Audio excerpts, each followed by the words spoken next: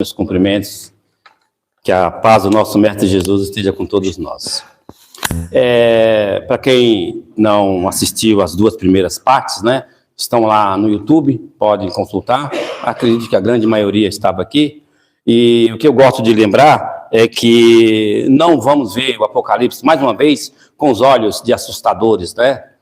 Não tem Armagedon, não tem dragão, né? Tudo é simbologia, e é mais uma mensagem de esperança. Por quê? Que vem o dragão, que vem a besta de 7 cabeças, de 14, de 21 cabeças, não importa. O importante é que nós estejamos preparados, né? Nosso momento é esse de nos preparar. Então, se nós estivermos preparados, não tem nada que nos assuste. Nada vai ser mistério, aquela coisa grande, que nós já estaremos prontos para o que deve vir. Tá certo? Então, por isso que nós acreditamos que tudo que possa acontecer, que já aconteceu, que nós já vencemos, significa que, no fundo, nós temos uma esperança, que as coisas vão melhorar, que nós vamos vencer, né? Isso é que é legal. Então, vamos colocar tudo como, opa, que bom, pode acontecer, pode chover, pode fazer o que for, mas nós venceremos. É essa a esperança que nós queremos colocar na ideia, né, do Apocalipse, tá bom? Hoje nós vamos tratar da última parte. Claro, a gente fala a última parte, porque foi uma escolha nossa, né? Escolhi os pontos que eu julguei mais importantes, mas vão ficar muitas coisas, né, a serem tratadas, que pode ser que mais para frente a gente faça um canal particular, alguma coisa assim, e aí a gente põe bem detalhado. Quem tiver interesse, aí vai ficar lá para a hora que a gente quiser, não tiver nada que fazer, que quiser olhar alguma coisa nesse sentido. É para isso que serve. Nós temos que usar sistema, né, informática, da melhor forma para nós, né? Da melhor forma, não ser escravo, mas a hora que der, eu entro, tá? É mais ou menos isso. Então vai estar lá. Então, assim que tiver tempo, nós vamos fazer essas abordagens, né? Nós vimos que houve lá os 4 cavaleiros, né, que demonstraram os problemas e as coisas que iam acontecer na Terra, né?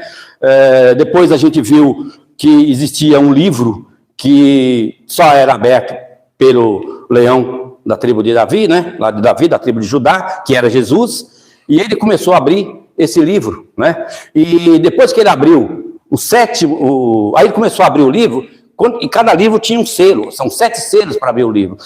Cada selo que se abria, né, acontecia também outras coisas. Praticamente, estava mostrando ali que a humanidade era sequencial, né? Na Idade Média aconteciam umas coisas, depois veio lá o Quintilho, a Renascença, depois veio a Idade Moderna, Contemporânea, e assim vai passar, e nós vamos estar sempre enfrentando todas essas barreiras. É uma demonstração de como é a vida na Terra, né? E aí, quando chegou o 7º selo, né, surgiram mais 7 outras coisas. E nós falamos da palavra 7, lembra? Que é uma simbologia da perfeição nos princípios da cultura hebraica, né? 7 não é 1, 2, 3, 4, 5, 6, 7, mas é a totalidade dos acontecimentos, né? Então, são 7 selos, são todo o que é preciso passar para que nós entendamos a vida, né? E no 7º selo, então, apareceram 7 anjos. Opa, tem mais 7 ainda, 7 anjos, ou seja, mais uma informação de que o 7 é uma simbologia da perfeição, da exatidão, né? E esses anjos também começaram a tocar sua trombeta, cada anjo tinha uma trombeta, né? E cada trombeta que ia aparecendo, mais acontecimentos, né? E aqui, antes de eles abrirem as trombetas, trocar as trombetas, João viu que houve um silêncio no céu por quase meia hora. Nós já chegamos a falar sobre isso, né? O que seria esse quase meia hora? Primeiro que 1 hora, né, é sempre muita coisa, né? Quando a gente marca um compromisso com alguém e a pessoa demora 30 minutos, 25 minutos, pô, você demorou mais de 1 hora para vir. Nem chegou a meia hora, mas a gente... É um sinônimo, né, de que a gente não aguentou mais esperar, que realmente a pessoa exagerou, que algo, ou seja, denomina, né, uma circunstância grande, né, algo que não era para ser aturado, que não era para acontecer, né? E aí, se é quase meia hora, tempo menor ainda. É como se nós disséssemos que a Terra, ela não fica a vida inteira em guerras. Ela não fica, a vida da gente não é sempre em desgraça, a gente sempre tem momentos de alegria, né? Quem não tem alegria no nascimento de um filho, por exemplo, né? De vários outros aniversários, é óbvio, né? Então, essas coisas fazem parte da nossa vida, né? E alguns dizem até aqui que esse silêncio por quase meia hora era como se o plano espiritual não tivesse mais nenhum trabalho conosco, né? É como se a Terra ficasse em paz, a política estava justa, né? Não tem mais guerra na Ucrânia, acabou. Israel não tem mais, está tudo em paz. Então, o nosso anjo da guarda está dormindo. Não tem mais, não precisa mais nem estar conosco. Mais ou menos simbolicamente seria isso, né? Mas é claro, a gente pode imaginar outras coisas e tudo, eles falam disso, a gente pega como uma coisa a mais para nós, o nosso entendimento, né? E óbvio, isso pode acontecer mesmo, né? E tomara que aconteça em breve. A gente acredita que isso vai ser o quê? Não sei, 200, 300, 500 anos, né? Pode ser. E pode ser que nós estejamos aqui. Apesar, né, de que estão falando aí, os vários espíritos falam, né, que nós, inclusive médiuns, né, que aparecem por aí, falando que quem está desencarnando, né, daqui para frente, não volta mais para a Terra nesse período antes da transição, né? Então vai ficar, ou vai reencarnar em outros planetas, né, ou vai aguardar para voltar para a Terra quando essa Terra estiver preparada, né, quando estiver melhor, quando ela estiver naquele estágio que nós falamos de mundo de regeneração, né? Então, tá aí. Começam, então, desse silêncio, começam as trombetas. Quando João viu que o primeiro anjo tocou a trombeta, apareceu uma queimada. Ele viu que estava queimando 1/3 da terra e 1/3 das árvores e toda a relva. Vamos prestando atenção, 1/3. Nós vamos ver que todas as trombetas, praticamente, queimaram, acabaram, destruíram 1/3. O que significa 1/3 da terra, né? 1/3 de tudo? Quer ver, ó? Segunda trombeta, feriu 1/3 parte do mar, agora é o mar. Morrendo a 1/3 parte das criaturas que vivem no mar. Então, veja, tudo 1/3. A terceira trombeta precipitou uma grande estrela chamada Absinto, contaminando 1/3 dos rios, ó, 1/3 dos rios e das fontes de água da terra, morrendo inclusive multidões. Você percebe que por aqui já dá para a gente desmentir essa coisa de que o mundo vai acabar? 1/3 não é tudo, né? Se considerar que alguma coisa vai chocar contra a Terra, ainda é 1/3, né? Ou seja, essa ideia de fim de mundo, apocalipse, não existe, né? Existe, mas não é verdadeira. Pelo menos a gente não deve pensar assim, porque o próprio livro está dizendo, né? É 1/3 das águas. E aqui, essa terceira trombeta é um pouco mais delicada, porque tem aí um nome, Absinto, com a letra maiúscula, né? Absinto, que nós podemos pesquisar, é uma erva, aquilo que é amargo, né? Aquilo que é amargo, tá? Aquilo que torna as coisas amargas, como se fosse um boldo, né? Para quem já tomou um chá de boldo, né? É mais ou menos isso. Então, essa Absinto é uma estrela. De fato, existe uma estrela na constelação de Órion, né? Não dá nem para nós sabermos a quantidade de distância que está da Terra. Não dá para calcular, né? 700 trilhões de quilômetros e por aí vai, né? Então, e essa estrela, ela está falando que estaria deixando amarga a água potável, né? De 1/3 dos rios. Não é um rio, 1/3 do rio. Talvez alguns rios, né, possam sucumbir, como nós estamos vendo lá, até não serve como exemplo, mas se fosse, né, o caso, esse dia está falando que o Amazonas está perdendo muito volume de água. Fiquei sabendo agora que o próprio rio Eufrates, também lá na Mesopotâmia, lá na Ásia, também está com sérios problemas. Isso pode acontecer e pode não acontecer, mas se acontecer, será um rio, outro rio, 1/3, né? Não vai, a humanidade, ela não vai ser desprovida de todas as suas fontes de vida, a fonte de água, né? Isso nunca vai acontecer, tá certo? E essa planta, ela fala que ela é alucinógena, né? Ela causa até convulsões, diz que alguns países nem aprovam o seu uso. Aqui no Brasil tem muito, né? Tem até bebida chamada absinto aqui, que eles usam isso mesmo, né? Então, ele está fazendo uma analogia dessa estrela caindo e manchando e amargando a água potável. E nós vamos ver que essa palavra, absinto, ela consta em vários outros lugares da Bíblia, né? Não é só no Apocalipse, só que ela vem com uma letra minúscula, justamente denotando aí a erva. Olha, em Provérbios ele fala, mas seu fim é amargoso como o absinto. Isso aqui é a Bíblia de Jerusalém. Na mesma Bíblia fala, em Lamentações, saciou-me de amargura, inebriou-me de absinto. No livro de João Ferreira de Almeida, que é a Bíblia protestante, encheu-me de amargura, fartou-me de absinto. E o mais importante que a gente deve lembrar, vocês lembram de quando Jesus estava na cruz, que ele pediu água? Né? E todos nós falamos que deram vinagre para ele. Lembra disso então? Olha, em alguns evangelhos, tá? A Bíblia King James, que é a Bíblia mais famosa praticamente que tem, lá da Inglaterra, né? lá para os anos 1600, já foi traduzida, e foi sempre aprimorando. E olha o que está escrito nessa Bíblia em Mateus: deram-lhe de beber uma mistura de vinho com absinto. Aí a gente pergunta, quem que estava do lado lá de Jesus para saber que era aquilo? Alguém experimentou aquela bebida lá para saber o que era? Veja como que as coisas são engraçadas, né? Quem é o único discípulo que estava lá? João. Mateus nem estava lá. Veja como são as coisas, né? Então, assim, de repente, o fato de ser amargo, isso aí parece boldo. Eu cansei de falar isso. Então, você denomina isso. Uma coisa que você sabe que é amarga, você pode caracterizar de qualquer forma. Fala que é vinagre, fala que é uma bebida amarga, lá qualquer coisa. Ninguém nem sabe realmente o que foi. Mas, como tem essa absinto muito conhecido na época, Mateus pode ter também que alguém tenha falado para ele, também ninguém está falando que não é verdade, que pode ter falado para ele, e ele escreveu, né, o termo absinto, né? Ou então quem traduziu, achou por bem colocar absinto, porque tem várias outras Bíblias que não consta amarga como fel, como losna, né? Então, o nome é menos importante, né? Agora, esse absinto, escrito com letra maiúscula, ela tem uma outra conotação, né? Vira e mexe, a gente escuta falar que um planeta X, um planeta Chupão, o Nibiru, vai colidir com a Terra e acabar com a Terra, né? Na verdade, a gente está vendo que não é, que é apenas um terço, tá certo? Se isso vai acontecer. A própria NASA falava, esses dias atrás, que uma estrela, um asteroide, iria chocar com a Terra em 2029. Está perto, né? Se fosse 2025, eu nem ia pagar mais os meus carnês, porque já ia acabar mesmo, não ia precisar pagar, né? Mas em 2029 eu vou ter que pagar. Veja, dá impressão. E aí o que aconteceu? Teve uma cientista que acabou de desmentir que essa estrela ela vai cair muito longe, ela vai passar, mas muito longe, não vai nem fazer efeito. Agora o mundo não vai mais acabar, né? Quer dizer, parece, se a gente brincar, parece que o fim do mundo está na mão dos cientistas, né? Veja como uma coisa é engraçada. Não é bem assim. Então, eles têm o direito de errar, de corrigir, como sempre corrigiram. Em 1986, não tiraram o Plutão de planeta, né?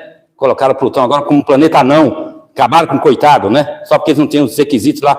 Até assim, pode ser que daqui 30 anos alguém vai estudar e falar, o Plutão vai voltar a ser planeta. Ou seja, né? A gente tem que ler isso, tanto no Apocalipse, como outra visão, uma visão de simbologia. O que isso significa para nós, né? Só que aí vem alguns médios famosos, Nostradamus, e fala que em 1990, vai ter um corpo celeste que vai chocar contra a Terra. Isso aí amedronta todo mundo. Tanto que no ano de 1999, para chegar a 2000, o pessoal ficou com medo, né? Fala a verdade que não ficou com medo. Né? Ou será que vai acontecer e tal? Você se lembra de 2012? O que aconteceu em 2012? O calendário maia, todo mundo amedrontado. Teve até uma pessoa que mudou, foi lá para a montanha, né? Ele passou no jornal, foi lá para a montanha. Não, porque eu vou retirar que o mundo vai acabar agora. Se o mundo vai acabar, não adianta ele estar. Onde ele estiver, vai acabar, né? Então, você vê como é que são as coisas. Isso é o que nós não queremos que seja visto no Apocalipse.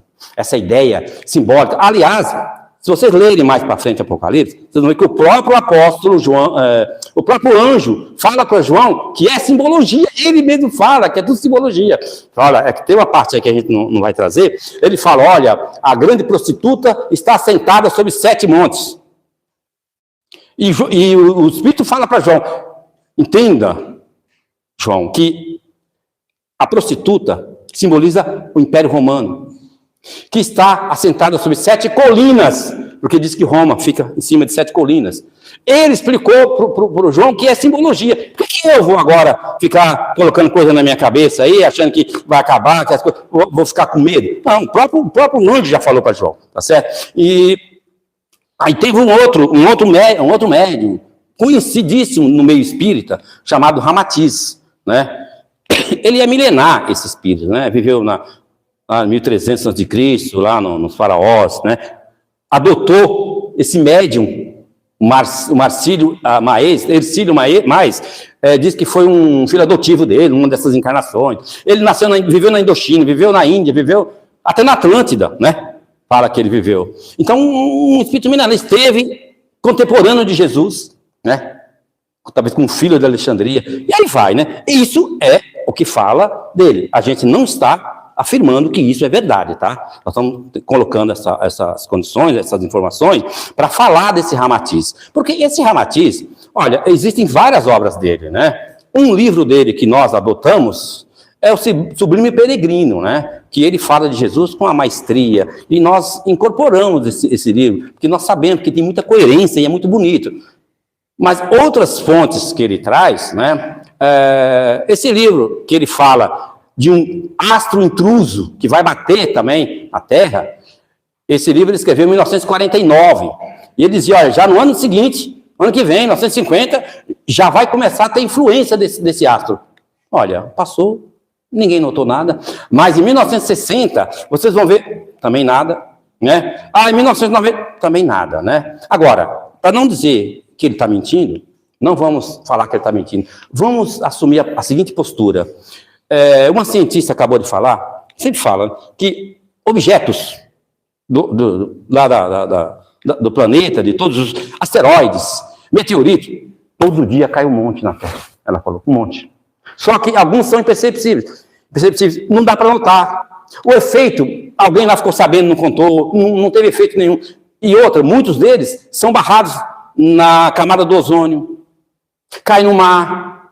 Ela diz que é normal isso aí. Então, o que os nossos irmãos videntes podem ter visto? Várias desses corpos, e dentro da sua mediunidade, talvez ele tenha achado que fosse algo que fosse influenciar sobremaneira a humanidade, né? De qualquer forma, fiquemos alerta, né? Porque nós falamos do início. Aconteça o que acontecer, o importante é que nós nos preparemos, né? Seja o que for, nós temos que nos preparar, tá certo? Isso que é importante, né? Muito bem. Aqui eu já falei, né, dessa estrela.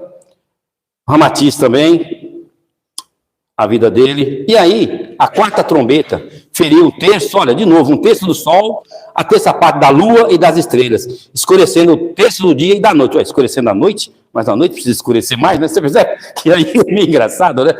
Mas o que acontece, né? É simbologia. Eles querem dizer que algo pode acontecer que mudará a Terra, como nós comentamos na palestra anterior. A Terra sempre esteve em transformação, né? Antigamente era Pangeia, era o único continente, hoje nós temos 5. Dizem aí que nós voltaremos para 3 continentes. Se alguma coisa, se o mar avançar, alguma cidade pode se perder, né? Nós vimos quase agora aí essa catástrofe do Rio Grande do Sul, coisas que podem acontecer. Então, nós estamos sujeitos a tudo, barradinho, né? Várias coisas nós estamos sujeitos, né? Então, não significa a catástrofe mundial, aquilo que está dizendo sempre, eles insistem nessa terça parte, para demonstrar que a mudança, ela é paulatina. Não vai haver um Armagedon que vai acabar e a gente vai ter um planeta chupão que vai levar todos nós lá para o outro planeta. Não é dessa forma, tá certo? E a quinta trombeta, ele viu uma outra estrela, e viu uma estrela que do céu caiu na terra, e lhe foi dada a chave do poço do abismo. Quando se fala em dada a chave, toda vez que o Apocalipse falar e foi-lhe dada, é porque Deus permitiu. Exatamente isso, né?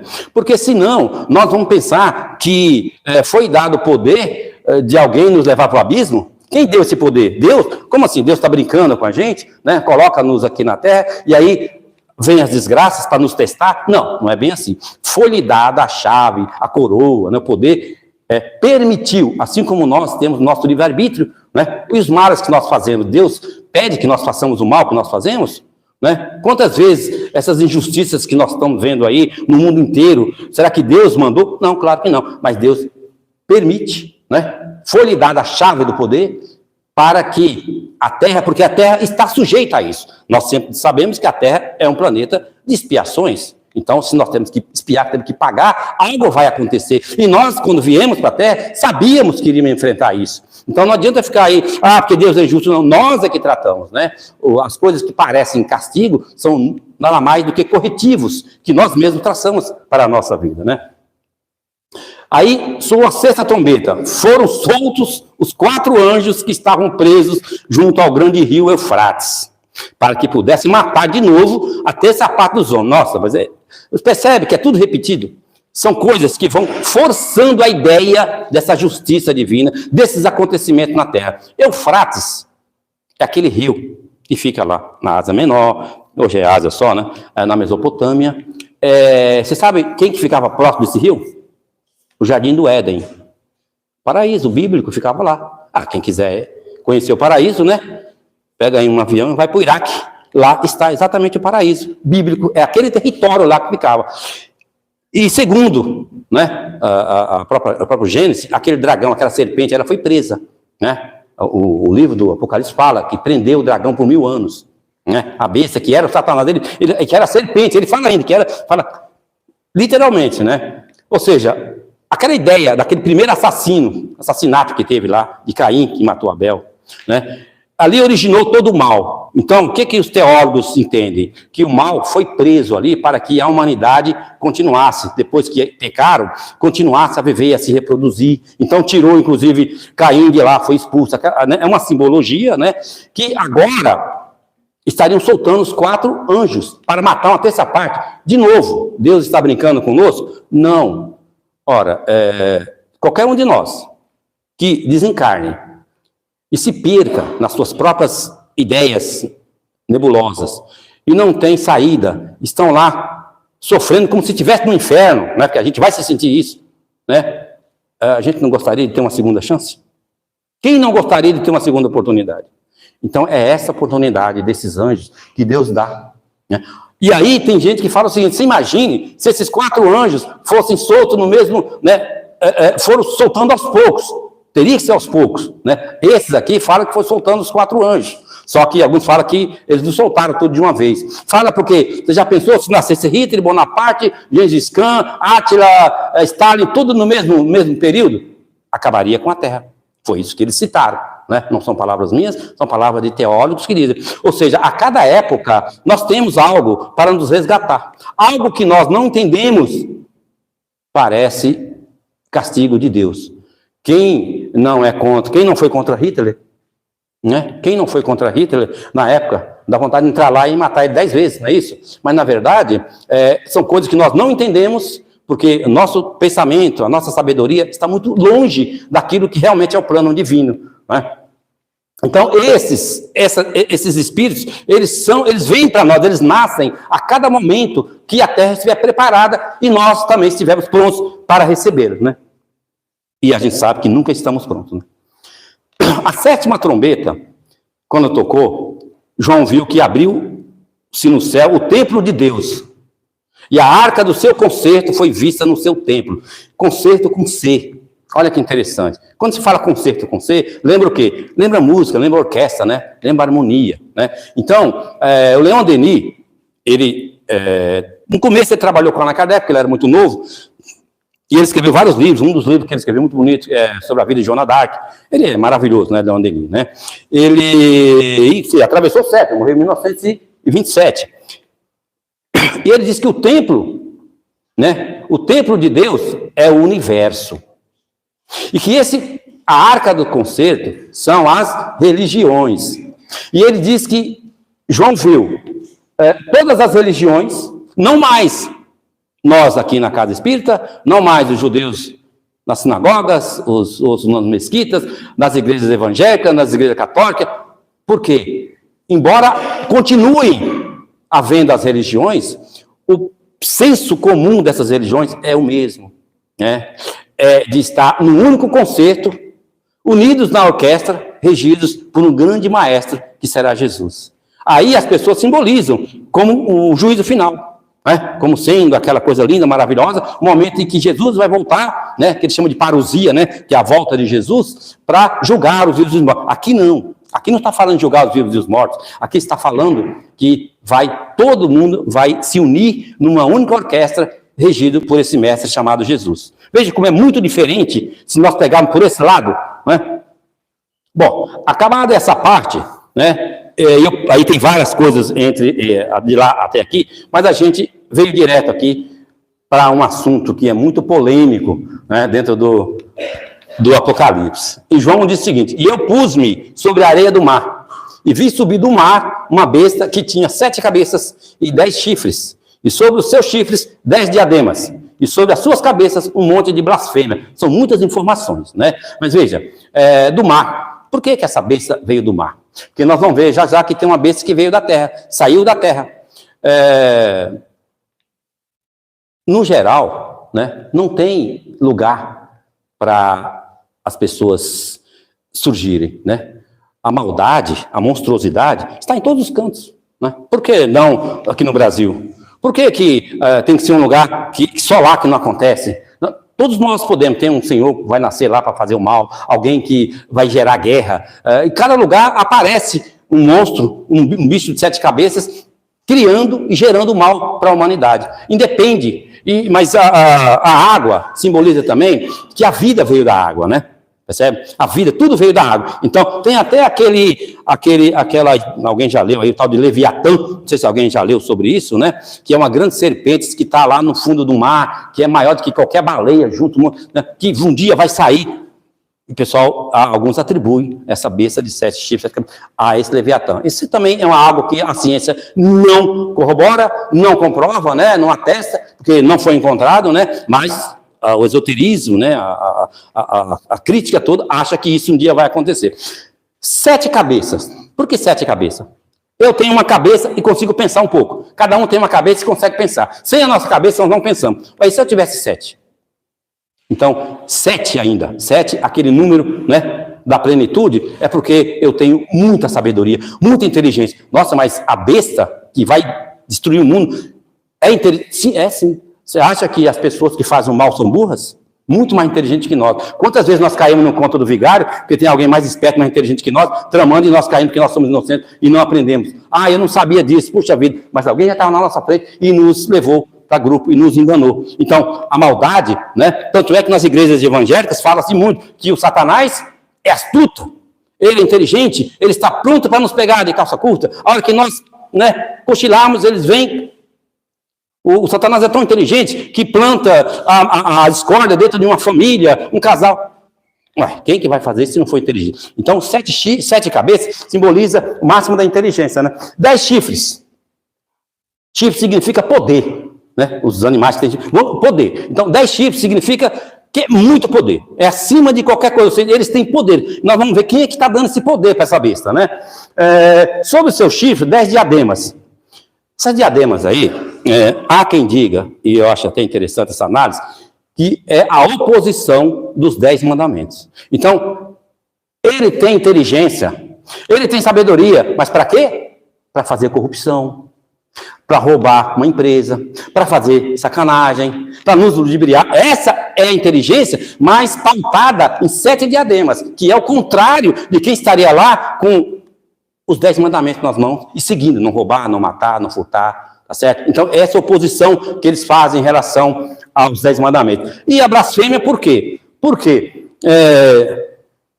é impossível que esses nossos irmãos, nós, quando estamos nesse nível disso aí, pensemos em Deus. Ao contrário, né? Nós representamos aquilo que menos Deus gosta, né? Então, nós estaríamos blasfemando contra Deus. É um tal de falar que Deus não existe, é que eu vou provar que o Espiritismo é uma fraude. Está cheio disso aí, né? Parece que o brilho da verdade incomoda, né? Como aquela historinha que eu falei uma vez, do vagalume, que estava iluminando e uma cobra seguindo ele. E ele corria e a cobra atrás, ele corria e a cobra atrás. Eu falei, mas não é possível, eu não faço parte da cadeia alimentar desse animal, por que ele está atrás de mim? Aí ele parou, cobra, por que você tanto me persegue? Aí ela disse, ô vagalume, é que seu brilho me incomoda. E é exatamente isso. Por que não deixar que as pessoas vão às suas igrejas, curtam as suas religiões, sigam o seu caminho, se eles já escolheram o caminho deles? Se eu não quero seguir uma seita, uma religião, eu não tenho que ficar falando mal e proibir. Ou seja, não, mas o brilho daquela pessoa me incomoda como ela está prosperando. Percebe? Então, é esse tipo de blasfêmia que nós colocamos, né, que nós temos nas nossas cabeças. E aí, disseram que adoraram o dragão que deu à besta o seu poder. Quem é que dá poder para a besta? Quem é que dá vazão para a maledicência? Quem é que está influenciado pelo mal? Somos nós. Nós é que falamos, olha, nós sabemos que não podemos fazer isso. E nós fazemos. Ou seja, nós valorizamos o mal. Quem é que não gosta das péssimas notícias, das coisas que são carniceiras, os assassinos, tudo? A gente, chega um momento que a gente se encanta com tudo isso. Ah, a pessoa está falando mal de fulano. Ah, que legal, agora adoro falar mal dos outros. Está aí. né? Nós damos vazão a essa besta, nós é que alimentamos esse mal, né? E vi subir da terra outra besta, e tinha 2 chifres semelhantes aos de um cordeiro, e falava como um dragão. Agora aqui é uma besta que está na terra, ou seja, nós aqui da terra vestimos roupa de cordeiro, pele de cordeiro, mas quando menos espera, nós nos comportamos como dragão. O que é um dragão? Qual é o símbolo do dragão? Não é o fogo? Então, o fogo destrói. Então, nós nos comportamos bonzinhos. Aqui, há quem diga, né? Há quem diga, e a gente tem que pensar nisso, que algumas religiões, ou as religiões, que já foram algumas no passado, né? Que pisaram na bola, né, entre aspas, assim, e nós podemos estar, né, atraindo os fiéis e, ao mesmo tempo, ludibriando, né? Eu prometo um emprego de 4 mil se você pagar o dízimo, enfim, essas coisas que a gente costuma falar aí, né? Costuma saber. Então, o que a igreja antiga fazia, não estamos falando da igreja de hoje, do catolicismo, mas quando ela surgiu em 1500, no auge dela lá, por que surgiu o protestantismo? Porque ela vendia Deus, ela vendia um pedaço, né, do céu. E aí, o Apocalipse fala dessa grande prostituta, né? Por quê? A prostituta vende o prazer, né? Aquilo que é gratuito, que deveria ser em comum acordo com uma igreja, né? Ela vendia o céu. Olha, se você passar essa fazenda em meu nome, Deus vai te perdoar. Era isso que eles faziam. Então, quer prostituta maior do que isso? Tá certo? Então, é esse tipo de dragão que nós alimentamos. Nós somos o dragão que alimentamos essa besta, né? E cada vez mais nós colocamos um chifre a mais nela, porque toda vez que nós damos vazão ao mal, nós estamos alimentando, não é isso? Dizem que quando nós não queremos que o mal aumente, não fale, né? Tanto é que um espírito chamado André Luiz, todo mundo conhece, já ouviu falar, ele diz que o mal nenhum merece comentário. O mal não merece comentário algum, porque só vai multiplicar, né? Só vai, olha, guarde com você, né? Que aí vai morrer com você. O seu outro colega não precisa saber das coisas que aconteceram. E nós não temos essa paciência, não temos esse controle, né? Esse equilíbrio, né? E aqui, eu coloquei esses 2 parágrafos aqui, ó. E faz que a todos, pequenos e grandes, ricos e pobres, livres e servos, lhes seja posto um sinal na sua mão direita ou nas suas testas, para que ninguém possa comprar ou vender, senão aquele que tiver o sinal, ou o nome da besta, ou o número do seu nome. Olha, esse sinal na mão, na testa, já foi falado tanta coisa, né? O chip que diz que vai colocar na testa. Hoje você já, a biometria já está aí, né? Dizem que tem um chip no braço para você já pagar as contas, tem lugar que já faz, né? Mas aqui, por que eu fiz questão de colocar isso aqui? Porque naquela época que foi escrito, até muitos anos, da Idade Média inteira, trabalhou-se com a ideia de que a besta era o imperador Nero. Tem 2 vídeos que eu vi esses dias no YouTube, de 2 padres, eles corroboram com isso. Não há erro nenhum, né? Não há erro nenhum disso daí, né? Mas eles falam de uma forma bonita também. Eles falam do 666, nós vamos falar, né? Do que significa esse 666. Mas o que eu coloquei? Porque isso daqui é um sistema que alguns historiadores falam o seguinte: na época de Nero, ele criou uma política comercial que só poderia comprar e transitar por determinados lugares de Roma aqueles que tivessem autorização dele. Quem não tinha autorização dele não podia fazer parte desse comércio, dessa venda, dessa vida, dessa comunidade. Então, por isso que aí, então, ele como se fosse um sinal na testa, como se nós fôssemos num parque temático e colocasse uma pulseira, né? Você pagou na bilheteria, agora você está livre, você está reconhecido, mostrou, você já está aceito, né? É mais ou menos isso, né? E aí as pessoas chegam a falar que essa besta pode ser o celular, né? Que está na mão direita, né? Quer dizer, muitas coisas se falam. Agora estou falando que a besta é a inteligência artificial, ou seja, isso não para por aí. Tá certo? Então a gente não leva em consideração essas coisas, porque vão surgir muitas outras, né? Aí o Espírito fala para João: aquele que tem, aqui há a sabedoria, aquele que tem entendimento, calcule o número da besta, porque é o número não é o número de um homem, aqui eu coloquei errado, tá? É o número de homem. É o número de homem, aqui está errado, você vê? E o seu número é 666. Quando e que dia que Deus fez o homem? No primeiro dia? Segundo, terceiro, quarto, quinto, sexto? Foi no 6º dia que Deus fez o homem? Olha aqui, a simbologia já surgindo, né? Então, há quem fale que esse número 6 é o número de homem, porque Deus, lá no Gênesis, teria feito o homem no 6º dia. Mas aí também, o 666 é uma periódica, uma dízima. O que é uma dízima periódica? É um número que, depois de um certo 3, não acaba nunca e não completa. Não chega, não muda o número. Não muda o número, né? Vai direto, né? Ou seja, nunca vai chegar à perfeição? Não é isso. É que simboliza toda a humanidade. São vários 666, são vários 6. Tem várias informações. Parece também que, quando surgiu o protestantismo, né, eles quiseram atribuir isso ao Papa, achando que naquele turbante do Papa estava escrito Vicarius Dei in terra, ou seja, vigário de Deus na terra. Se somar as letras, os números, as letras em romano, dá 666. Inclusive, eu já fiz isso. E tem outro também, Filii Dei, Vicarius Filii Dei, ou seja, vigários, filho de Deus. E vários outros. O mais comum na época foi Nero, que eles fizeram a soma e dava 666. Mas alguém disse, peraí, mas Nero, que, no hebraico ou no grego? Aí foram ver, tinha diferença. Por isso que um dia, se vocês virem, que o número da besta não é mais 666 e 616, não se assustem. Porque a hora que eles sabiam que era Nero, então, não, mas se você considerar o latim, é um número. Se você considerar do grego, é outro. Veja, que eles faziam questão de que realmente, tem até um pergaminho, um papiro, que está lá no Museu de Oxford, da Inglaterra, que tem Psique, que é o nome grego, que essas letras, elas representam a numeração. Aliás, né, grego antigo, no hebraico, não tem número, não existe algarismo.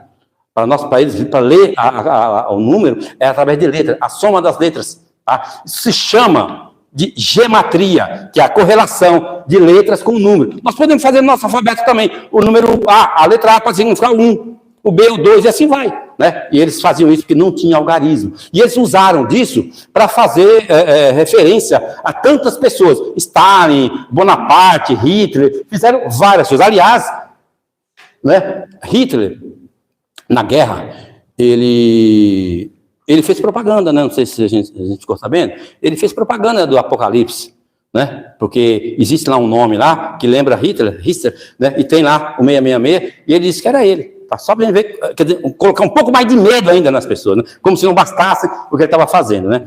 Se a gente quiser saber, se a gente for levar o pé da letra, 666 era o número de Salomão.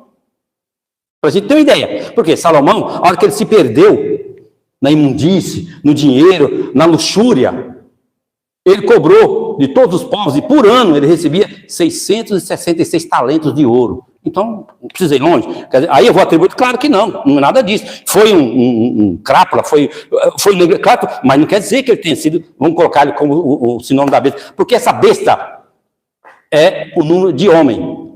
Todos nós, então, no fundo, gente, o que o anjo quis dizer? Que nós é que somos essa besta. Somos nós que estamos com esses chifres, com essas diademas de pecados. É o homem que vai acabar com a terra. É o homem que está acabando com o seu habitat. Esse é o verdadeiro sentido dessa besta, tá certo? Então, e tem muito mais. Se a gente for pegar aqui, até coloquei do Nero aqui, tem muito mais coisa referente à besta que pode estar se referindo a esse 666. Por exemplo, a filosofia de Pitágoras. Pitágoras, 600 anos antes de Cristo. Ele tem uma numeração diferente.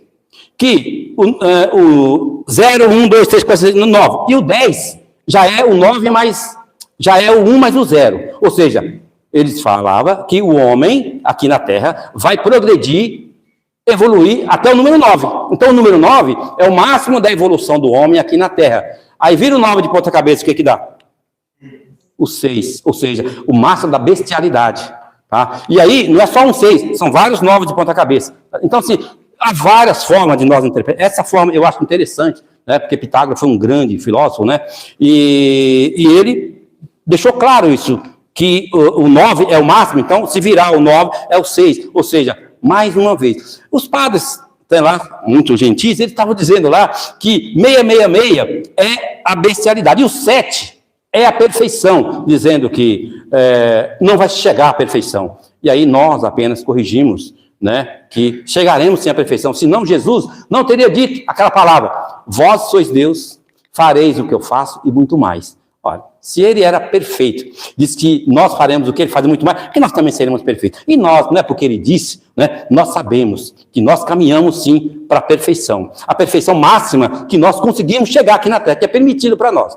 Tá certo, gente? Então, eu acho que deu para dar uma pincelada, né, uma esclarecida nessa ideia do Apocalipse, e eu espero ter tirado essa imagem, né, amedrontadora, essa coisa que se fala do Apocalipse, mas, acima de tudo, lembrando que aconteça o que acontecer, nós precisamos estar preparados, porque no Apocalipse fala que não é religião que salva, é aquele que vencer. Então, eu posso estar aqui dentro, eu posso estar na igreja, pode estar em qualquer lugar, e não vai vencer se não fizer a parte dele, e não a religião como tudo, tá bom? É isso aí, obrigado, tá, pessoal? Até uma próxima.